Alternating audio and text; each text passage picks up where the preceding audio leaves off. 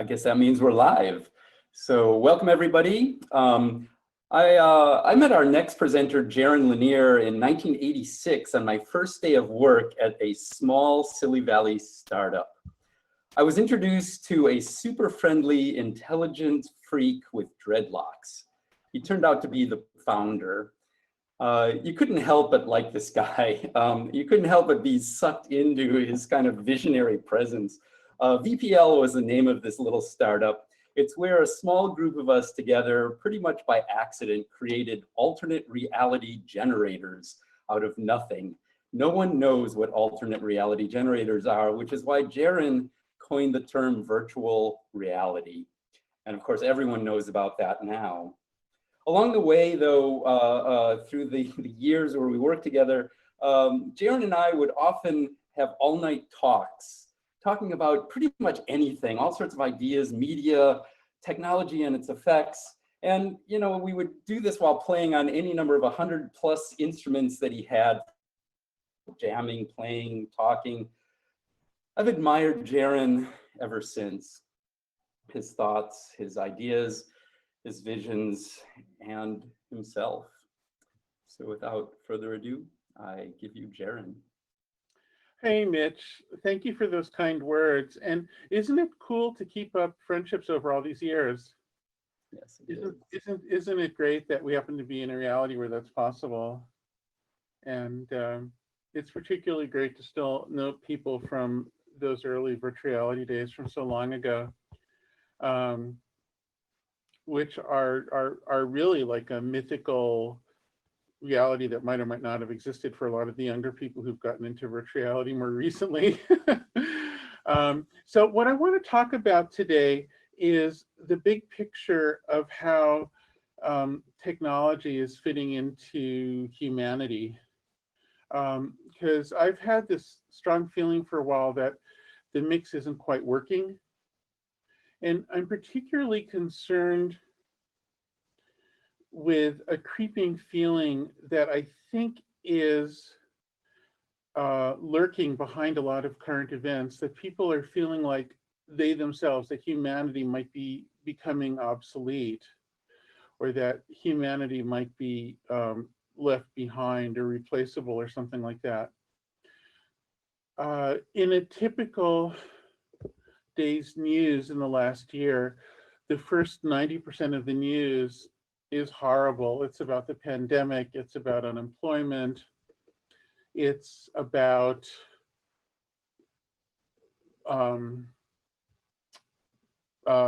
police malevolence in various countries around the world, including our own. It's about profoundly childish, short-sighted leadership all around the world, including in our own country. There's this parade of horrible news, and then right at the end, the little cherry on top that's supposed to be the good news is often some little thing about, oh, and today a robot proved it can, you know, interpret radiological data better than doctors. So they'll be like the little good news is some little nugget placed by a tech company about how AI is replacing people. And meanwhile, if you look at the rhetoric of some of the people who strike me as the most troubled and the most dangerous in the world, you'll often see this language that they fear they'll be replaced. You find that in the most violent fringes of Islamist movements. You find it in the violent fringes of white supremacist movements in our country and elsewhere. You find this sort of weird feeling like, you know, are we on the way out? We're struggling for our lives. And often the people who say that will blame some other group of people. They might blame some other ethnicity or whatever. But the thing is, it's not really plausible that they'd be replaced by that other group of people. And so why do they feel like they're being replaced? And I think the answer is that every day on the news, they're being told they're being replaced. And so what I want to do is dive into the way we think about technology. And the proposal I want to make is that this whole way of thinking of technology as something that can potentially make people obsolete is itself based on a mistake and a confusion. And that mistake and confusion has a whole interesting social and economic history, even a romantic history. But it's fundamentally based on mistaken ideas in the first place. And if we can get our ideas a little straightened out, I think we might have a shot at reducing at least part of what ails us, which is this underlying feeling that people are vulnerable to being replaced by technology. Now, I should say that even those with the best intentions tend to buy into this narrative of replacement these days. For instance, some of the people talking about universal basic income have only the best intentions, and yet in the background of that idea is we need the universal basic income because people aren't going to be worth anything anymore to the economy, so they'll need to be supported. And so once again, there is underlying that this idea that, well, hey, you know, you used to be worth something, now you're not. Now you're a charity case. And there's something about that that's very spiritually poisonous, I think, to people. Now, where does this idea come from? It has a few interesting roots that I want to explore. The first one goes back to the 19th century and the spread of factories and industrialization. At that time, in the desire to make factories efficient, the workers in the factories started to be conceived of as robots. And indeed, if you look at the early rhetoric that led to the rise of Marxism and reactions against capitalism in that period, you'll see a kind of an early version of this replacement rhetoric and reaction against it that we see today. In 19th century factories, workers were thought of as being mechanisms that were supposed to be controlled with precise specifications. There was a notation for human movement designed to hack people, to specify what people would do bit by bit, called Lavon notation, which survives today, oddly, in a totally different use as a tool for choreographers to document dances. But it was originally designed to precisely modulate the bodies of workers. Now, there are a few things to say about this phase of industrialization. One is, of course, it was anti-human and horrible and demeaning. And it's completely understandable why people reacted so badly to it. But there's another thing to say about it, which is it didn't actually work very well. And in order to explain why it didn't work well, I want to talk about a later development that corrected it in the early 20th century. There was a guy named Deming that some of you might have heard of. He's one of those people like Quincy in music, who's just known by one name because he's such a powerful force. Deming was a scientist and engineer who looked at factories in terms of systems and in terms of information flow. And he thought, you know, what we're doing here is really stupid. This is not the way to optimize a factory. And he came up with a method for improving the quality of factory output. And in fact, the term quality as applied to industrialization originates with him, and all the variations of it, the Six Sigma movement and all this stuff, originally come from Deming. There were a few different prongs of what he did. He was the first person to use statistics. Hold on.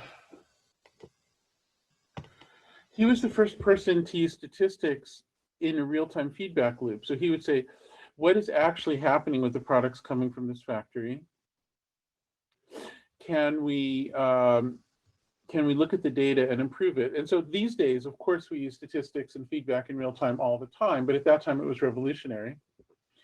But he did two other things. One of them I'll mention in passing, which was almost like a kindergarten culture, and perhaps in its own way a little demeaning in retrospect, where he would have all the workers get together and sing songs for their morale and stuff.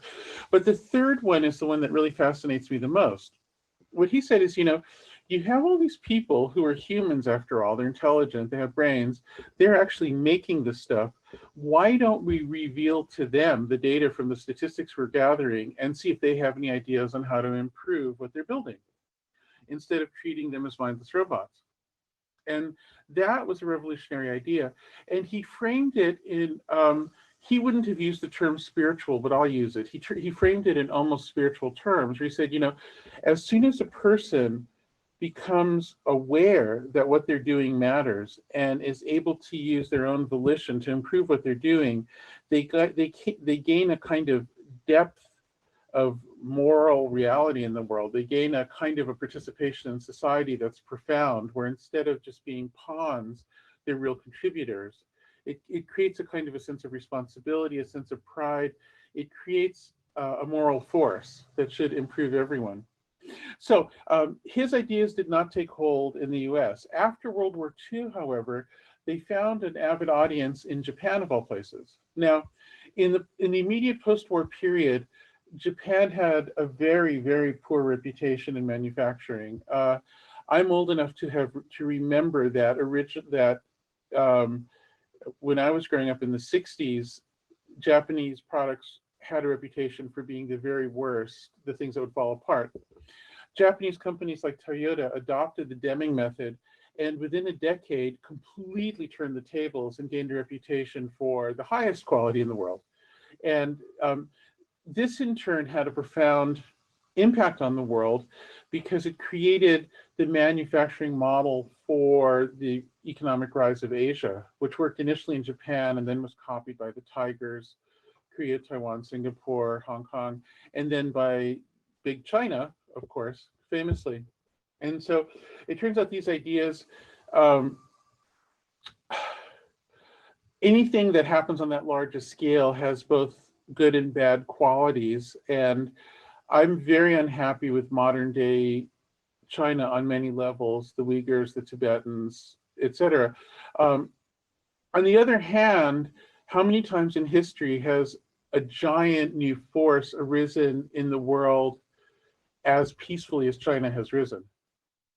And so it's a relatively peaceful model, and it all came from, well, not all, but it largely arose from the seed of this scientist looking at information flows in a factory and saying, wait a second, people aren't robots. People have dignity, people can contribute. Let's treat them like adults, give them responsibility. Let's allow them to have pride, and things just got better. Now, why am I belaboring this point about Asian manufacturing and Deming? It's because in our modern time, engineering and the production of objects, the production of technology, have become more and more computational. To a greater and greater degree, we're modeling everything. In some cases, such as with 3D printing, it's directly computational. And the more computational it gets, the more our model of how computation and data work really become the model of how everything works. And currently, we're treating people very much like 19th century factory workers. So if you ask, where does the data come from that molds and guides the algorithms that run everything, which we call the artificial intelligence algorithms, as if they're separate from people, they're this other intelligence. Where does the data come from? Well, it varies. There are different systems by which data gets into algorithms, but the most common one is that people are given a kind of a barter relationship where they give over their data in exchange for a free service, often a free service that isn't necessarily that important, like a service where you can post pictures of yourself in order to feel less sexy than other people who are posting pictures of themselves or whatever the hell it is. But at any rate, we have these things where people get addicted to services, their data's taken. And so it becomes very much like the 19th century situation where the person is not aware of how their data is being used.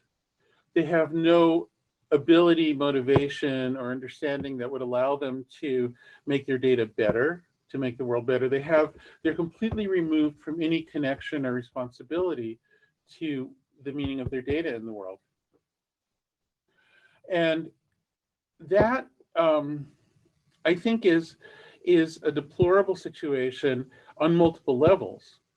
I think it's deplorable spiritually because it sends the message that the intelligence is in the algorithm and entirely not in the data that drives the algorithm, which, and you know, you can argue about the nuances, but surely that extreme statement cannot be correct. Surely the data matters at least a little. And it's deplorable because, as in the case of 19th century factories, it's dysfunctional because it removes human intelligence from the possibility of improving outcomes driven by humans. And the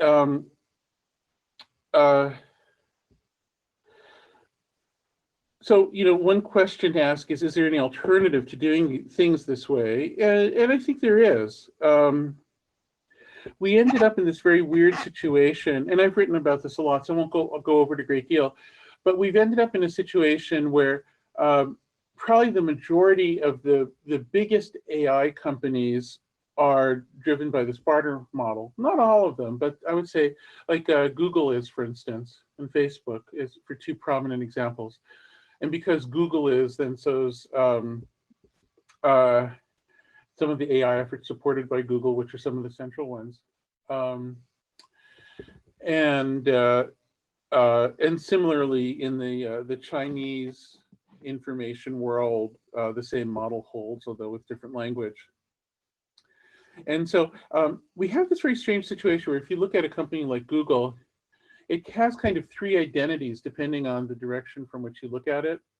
If you're a consumer and you look at it, it looks like a barter organization that offers you free services like search and YouTube videos and so on.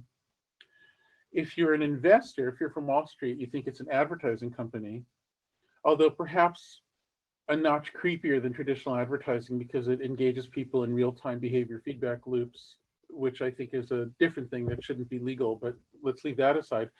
But if you work inside Google and you look at it, it's an AI company that's getting all this data and is trying to make algorithms.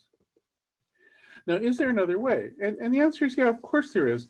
Just as Deming pointed out that Toyota could improve its quality by giving people, you know, I'm trying to turn off these questions. I find it really annoying. I'm not used to using Zoom. Is there any way I can get rid of these? Just turn off the chat, I think. That's all you need to do. No, they still pop up right in front of the screen. Oh, yeah, okay. Tara, stop sending questions until Jaron's ready. That's the solution. Okay. We'll wait till you're ready to receive. I would appreciate that because I find it a little distracting. You got it. All right. So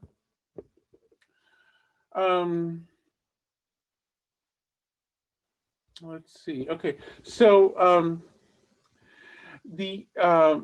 let's propose a different way to do this. Is it conceivable to imagine a world where people would be aware of what data they're producing, would have some ability to influence what happens with it, would have some ability to improve it if it's to a purpose? I think that world's conceivable. I'll sketch it for you now. A lot of this work has been done in collaboration with some of my colleagues, and I'll mention Glenn Weil especially. In order for workers to have effective voices, not only was it necessary for factory owners to appreciate that they could actually contribute, which is what happened with Toyota. In the bigger picture, they also gained a seat at the table and gained power through unions. And we think something like a union, although a little different, is the right structure to bring about a change in the relationship of people to technology. And for this idea of union has had different names in different publications. Sometimes it's called a data trust. I've been preferring the term MID, which stands for mediator of individual data. A MID serves a number of functions, and I want to go over them with you because it's a kind of an interesting Swiss Army device that covers a number of things. One thing a MID does, which is important, is it gives people economic power. And this is a tricky point. We've gotten used to the idea that when we give data, we don't get paid for it. And in fact, when I suggest that people should get paid for their data, sometimes people say, oh, that would be terrible because it would disadvantage, it would encourage the poor to sell their souls and give out even more data and so forth. But the thing is, if you live in a market society at all, if you separate yourself from the market on some level, you disenfranchise yourself. And that's a concept you just have to get used to. Like, if we're going to reject markets and have a non-market society, that is perhaps another agenda, but you have to really do it. In that case, get rid of your Bitcoins and go for socialism. And I'm open to talking about a path to that. I've never seen one that I think really works. In principle, maybe it's the future. I don't know, but for the moment, of paths I can see from here to the future, I still see markets of different kinds. And if they're going to be markets, if you're not a full first-class participant in them, you are disenfranchised. Now, one of the interesting things about the union movement is that as soon as workers started to gain some power through collective bargaining, instead of maximizing their income, absolutely, they maximized a bundle of things, including income and also quality of life. So for instance, you started to get weekends, you started to get holidays, you started to get reasonable work hours, you started to even get leave for childcare, you started to get all of these limitations on the engagement in the workplace rather than maximizing it. And so I think it's reasonable to expect that unionization of data, rather than pulling people into ever more privacy violation, would in fact be the only way to have enough power to put a stop on privacy violation. Power and privacy go together, and without market participation in a market economy, you don't have power. So if you want, so it might sound counterintuitive, but it's precisely through monetizing data that it's plausible for people to have the power to modulate how much data they're giving. And it's really the only way in a market-driven economy. So I think the logic of that is sound. If it doesn't make sense to you, before you ridicule it, take some time to think it through. I think you'll come to agree that the logic is sound there. Another, just to state the obvious, if you don't have unionization, the value of data goes to zero. If it's each person against each other person, then everybody gets poor. And this is universally true in all market economies. There have to be little bubbles of cooperation, or else everybody destroys everybody if it's each against each. So for instance, if we believe in the labor capital divide, which I think is obsolete at this point, but if we believe in it, then on the capital side, you have corporations and partnerships for lawyers and all this. You have to have little bubbles of cooperation. And then of course, on the labor side, you have unions. That doesn't change. And then when you have collective bargaining, suddenly data is worth something. I've been making this argument that people should be paid for data for quite a few years. And from early on, Facebook in particular developed a response to it that they've worked on quite a lot, in which they'll say, well, your data would actually only be worth nothing. You know, like your data would be worth pennies. It's nothing, except when we collate it. And when it's in our hands, then it's worth, you know, if tech companies own your data, it's worth trillions of dollars. If you own it, it's worth nothing. That's been this sort of absurd state of affairs that's treated as normal. And of course, if unionized people are giving the data, then it is worth something when people have it, and that just has to happen. Now, the idea of the MID accomplishes a couple of other things, and this is really important.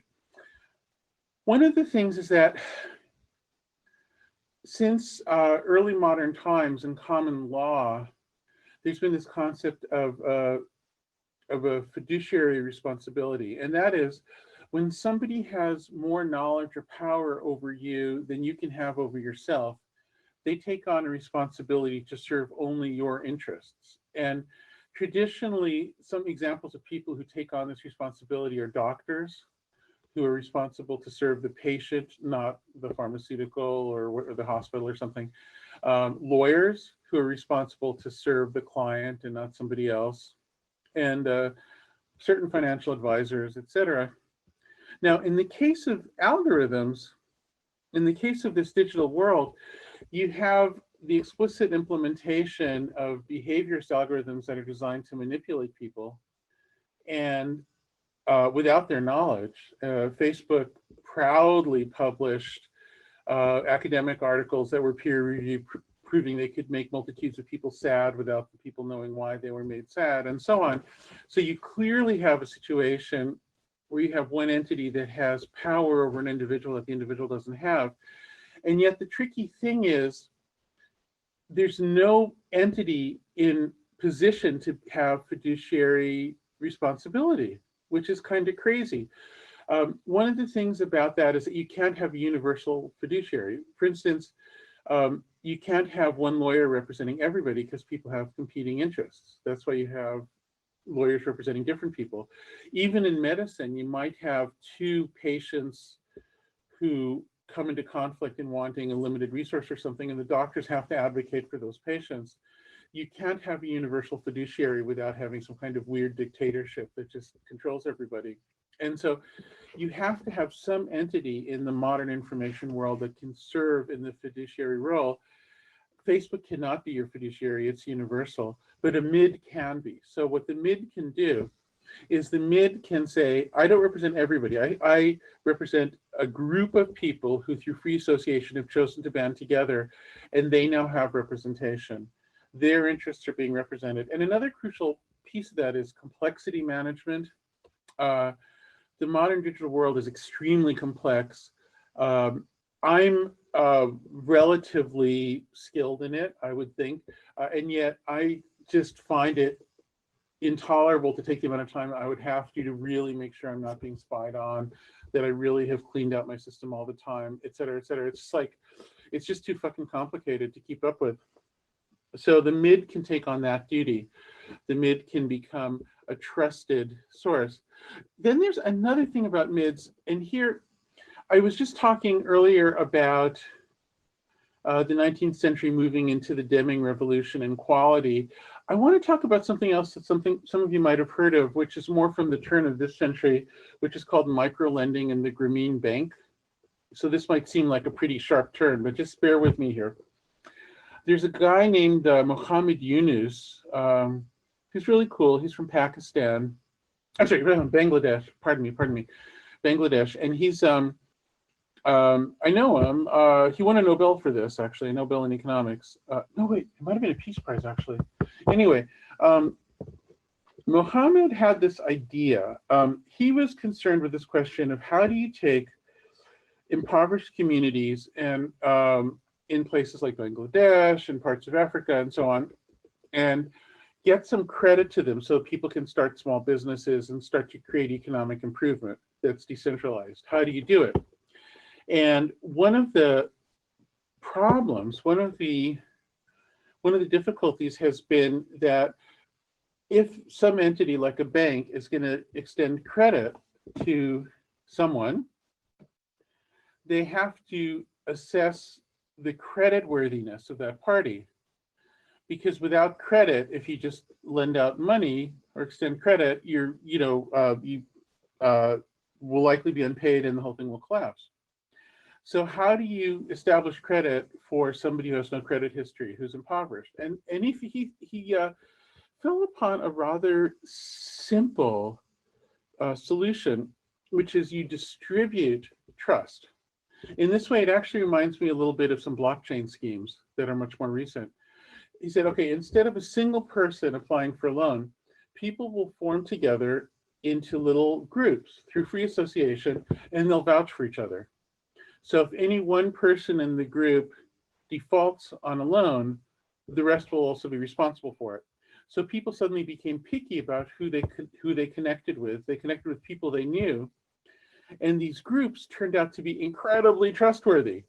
The Grameen Bank, this first experimental bank doing this type of micro lending, had better repayment rates than all the fancy rich world banks, and so this was just an incredible revolution, and it was just based on the very simple idea of distributing trust instead of trying to centralize the assessment of trust. An incredibly simple idea that combined a lot of different ideals about the best way of thinking about markets, the best way of thinking about democracy, and just giving people dignity. Admitting that people are actually smart and most of them are decent, and that they can think for themselves. Now, the reason I'm telling you the story of the Grameen Bank, and by the way, there are some criticisms of microlending. It's been around for a while, and it's not the ultimate panacea for development. So I don't want to claim that it's an absolute utopia or anything, but the fundamental mechanism works. Now, if we look at the online world today, one of the horrible things about it is that it seems to elevate bad stuff more than good stuff. Okay, so you have this pure attention economy where people just want to be noticed, and so it's easier to get noticed as a jerk, or to put it in scientific terms, it's easier to gain and maintain attention if you excite the fight or flight responses in others. And so you tend to have a lot of inflammatory, disturbing stuff online that tends to get naturally amplified by the algorithms that adjudicate who sees what. And this happens over and over again. An example, so YouTube denies it, but when I've tried to replicate published research myself, I see exactly the same result. If you let the Google algorithm start representing, by the way, that's Potato, the cat behind me walking on the instruments. He'll have his opinions, I'm sure, in a second. The YouTube algorithm will tend to start from any point, whether it knows who you are or not, and after somewhere in the teens, usually, I find around 15 to 17 links of recommendations, you end up in some weird, paranoid, kind of creepy video. And the reason why is just that those excite the fight or flight responses. The algorithms notice people are being excited, and so they get recommended. The same thing's true in all the other social media systems that are algorithmically mediated. This has created a universe of highly cranky individuals, cranky, paranoid, on edge, desperate for attention. There's a certain kind of personality type that we become familiar with. My hope is that we're gradually overcoming it. I feel that some of the recent social protests in the United States, like Black Lives Matter, have been less reactive on that level. And I feel like there's an emerging, I don't know what to call it, an emerging familiarity or perhaps maturity with the current system that's very encouraging. But nonetheless, it still is kind of like, just if you look at the United States response to the pandemic, the stupid, paranoid, ridiculous stuff has dominated good quality medical information. I've been accosted for wearing a mask, and I know many other people have, just in public, which is going to be remembered historically as one of the all-time stupid things in human history. Like, what could be stupider than that? And that's driven by this weird, paranoid, irritable thing. And so, so I want to combine this observation about our current culture as it's been mediated by algorithms that prefer things that tweak the fight or flight responses. I want to combine that with the solution from the Grameen Bank and microlending. What if, instead of individuals posting on things like Twitter or whatever, people form through free association into little groups, into little micro publishers where they watched out for each other, and they created essentially a brand where they were responsible for one another. So once again, this is through free association. If you want to get together with a bunch of jerks, totally free to. And then what that does is it distributes the process of decency, so that people would publish as a member of, it would be like being a member of a little underground zine in the old days, or a member of an indie band maybe, or something like that. You'd create a little identity, and then people would look out for each other. And if somebody's going to become an all-out jerk and say something incredibly stupid, their buddies are going to say, hey, wait a second, that's hurting me too. Let's just think this through for a second. And then they can either split. If the band wants to break up, that's fine. But there's this mechanism, there's this little thing in place that's based on human consideration that I don't think interferes with free speech at all. It's through free association. It's just a layer to inject some human responsibility along with the freedom. Now, what I want to propose is that this grouping could also be the mid. The mid could also create this structure, this coarse-grained structure to promote quality. Now, this idea that civilization isn't just made of a bunch of individuals, but of groups of individuals, that there's a coarse-grainedness to things, is very fundamental. I want to, if you look at the literature of people who've tried to compare societies that are relatively peaceful and decent with societies that fall apart and fail, you'll always come across this phrase of societal institution. And I think some particularly good writers on this topic are Hannah Arendt and de Tocqueville, if you know who those people are. And societal institutions are precisely the type of thing I've been talking about. They're free association, quality maintaining groupings. And then if I think in this context, I can be permitted to nerd out a little bit. In any large learning system, there has to be some sense of coarse-grained accumulation of knowledge. In evolution, we call it a species. We don't just have a gloop of genes moving back and forth between things. We have genes forming into structures that have surfaces around them so that you can have larger scale experiments. And then you get cats. Without that, you wouldn't get cats or people. So that's coarse graining and evolution. In computer science, it's the internal layers of a learning network. You can't just have a single layer machine learning network. You need to have multiple layers. And the reason is you need coarse-grained accumulation for larger scale experiments within the learning system, so in the abstract system, the internal layer is like the mid, is like the species, sort of. So what I would argue is that this coarse-grainedness is a thing that is the reason why society has turned to crap in this era. When you have only Facebook and a bunch of individuals, you destroy coarse-grainedness. When Facebook's early slogan, move fast and break things, was precisely breaking these coarse-grained structures in civilization. And then without distributed trust, without distributed attention to decency, without distributed attention to quality, the worst comes out of people, which is why you can get attacked for wearing a mask on the street, which is so astonishingly stupid. What I'm trying to build here is an overall picture in which we would recreate societal institutions where people would have distributed trust through free association in groups. These groups would collectively bargain for the value of data. These groups, mids, would have enough power to have a seat at the table. People would gain a view into what their data is being used for and would be able to make their data better. Now, I haven't gone back to that as much.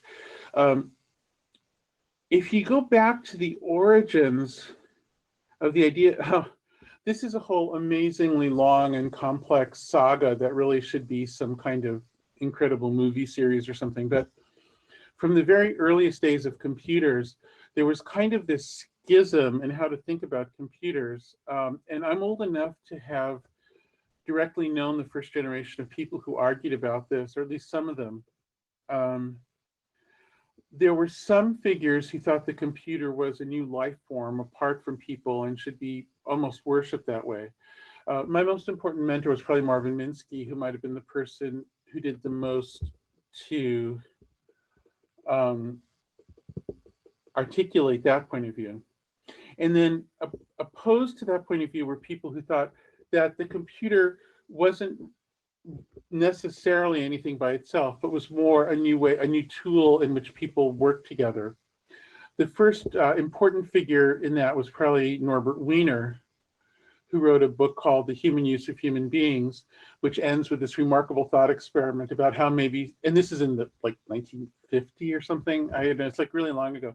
It ends with this thought experiment that maybe someday there'd be radio wirelessly connected computers, and everybody would have one of these computers, and the computers could enact behavior modification algorithms, and the society would go crazy and then be extinguished. And it's a route to extinction comparable to nuclear weapons. And this was like way back, which is of course more or less what we're doing.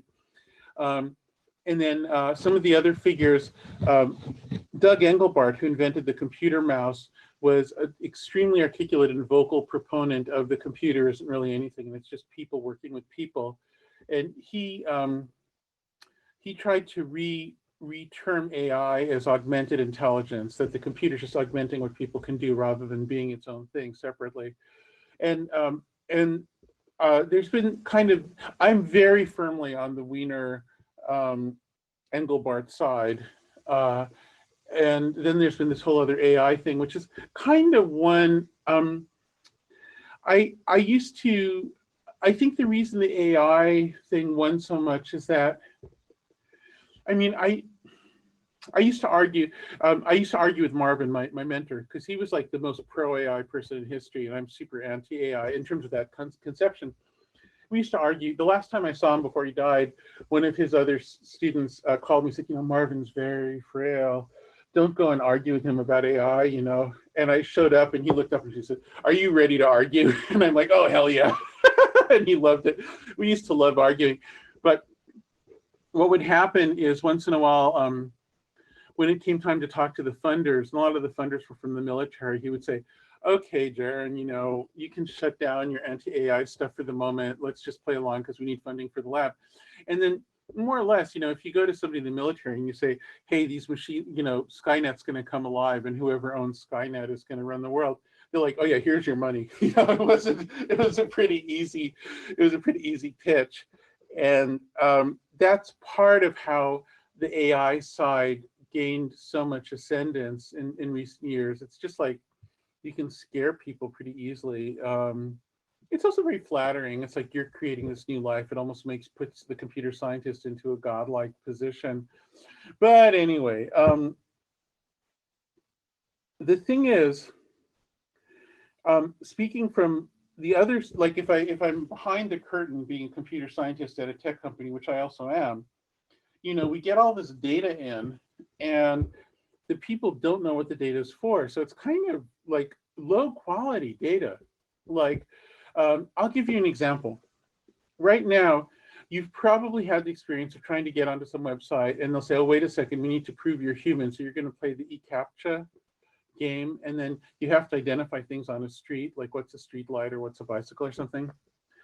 The reason you're doing that is you're working for free for Google and giving them, you're tagging examples of images to help them in their self-driving car quest. Okay. But the thing is, that's really stupid. Like, what should, like, let me point out a better world. A better world is one in which people who actually drive for a living, like truck drivers, are being told, listen, there's gonna be self-driving trucks, but in the meantime, your generation can make a lot of money programming the self-driving trucks, and then we'll have time to transition to another thing for the next generation. What are the situations you worry about? This is what you're doing. Like, instead of, like, give them the agency to tag what really matters, to tag the situations that are actually dangerous. Like, actually bring them into agency, bring them into pride and making the thing better. Get them paid for it to fund the transition to when we have more automated vehicles. Then we get better quality automated vehicles. We get them more robustly. People have more pride, and legitimately so, honestly so, and we have a better economic transition. I mean, everything about it gets better. The tech gets better, the human side gets better, everything gets better. And yet instead, they're obsoleting themselves gradually and in a fumbling way with CAPTCHA without even understanding why they're doing it. I mean, it's sort of triple stupid on multiple layers that we're doing things this way. It's not good for anybody in the loop. Now, I mentioned I'm at a tech company. I'm not representing them here, but I also, I'm a scientist at Microsoft. These days I'm called, wait, what is it? Office of the Chief Technology Officer, Prime Unifying Scientist. And it spells out octopus, which is a joke on my hair. So I'm Microsoft Octopus. And we're trying a couple of things. You can, if you look it up online, we have a thing called Trove, which is an early experiment in trying to set up a way that people can look for data that algorithms need. They can participate in making the data better. They can bargain for what they get paid for it. And it's an interesting experiment, because if you look at how AI algorithms are done right now, you tend to either get a bunch of free data, like from eCAPTCHA, that is kind of a little off the mark and you can't really quite use it for what you want, and it's a little awkward, and it's spiritually ugly for the people. Or you can pay a data broker a shitload of money and it becomes uneconomical. And there's a sweet spot in between that I think is win-win, where people get paid enough for their data that they're not being displaced, and they're in charge of their own privacy, and they have agency, they have a seat at the table, but at the same time, the data quality gets better, so the algorithms get better at the same time. I think there's a win-win. I know 5 minutes, I'm gonna be done. And so we're doing some early experiments to find that sweet spot, and I feel like there's some cases where we found it. I think we need to reconceive of the idea of AI. It's so commonplace in the culture.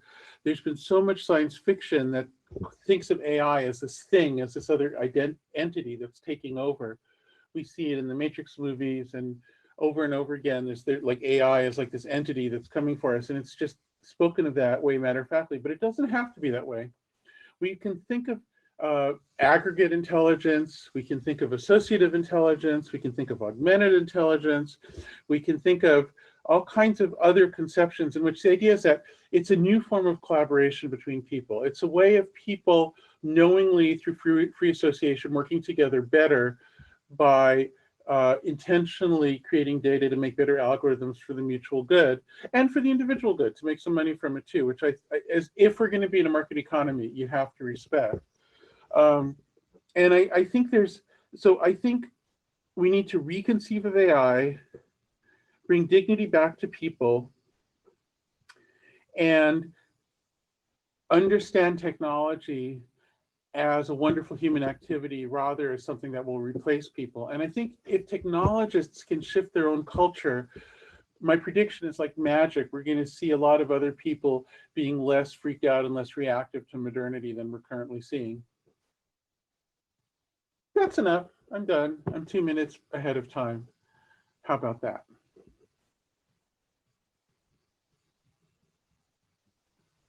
Well, that's pretty awesome. You know, thanks you for all of those thoughts. There are a lot of good things worth thinking about. There's so many problems that are being exacerbated in the world by so-called social media right now, and I think you nailed some of the reasons why it's so powerfully so. And it's really cool to hear some, for maybe so rarely anyways, if not the first time, some solutions of things to experiment with to try to move forward in a positive way to bring us back to a place where we can, you know, possibly talk to one another with nuanced conversations. And, you know, you and Marvin Minsky could argue about things even though you're on polar opposites and remain friends until on his deathbed, right? And you know, and back when we used to argue all night, we didn't see eye to eye on a lot of things, but did that matter? That's part of what makes life interesting. That's part of what makes friendships. That's part of what makes us live and grow and learn and become better. So yeah, and we do that individually, collectively. So yeah, the idea of mid and putting that together with market economy, which isn't going away all that quickly, is some interesting food for thought. Thank you. Well, cool. Thanks for listening. Yeah. Yeah, so there are questions from the audience, but we don't really have time for them. Okay, sorry about that. Yeah, that's not a problem at all. But if you, you got a free ticket, of course, for being a presenter. If you're into it, you could get on the Matrix rooms and answer questions there if you want to. There's a whole bunch of places there for people to interact. I'm very grateful for that invitation, and please accept my apologies. I just have too much going on, so I'm a little overextended these days, and I'm also just kind of a little. I just had a motorcycle accident, so I'm a little low energy, so I'm going to have to decline a little bit right now. But I wish you all well, and once again, I'm so grateful that you were interested to listen, and thank you. Yeah, well, I'm glad you're doing okay enough to, you know, talk. So a motorcycle accident, and you took the time. So great to see you, and Okay, man. and see you next time. Take good care.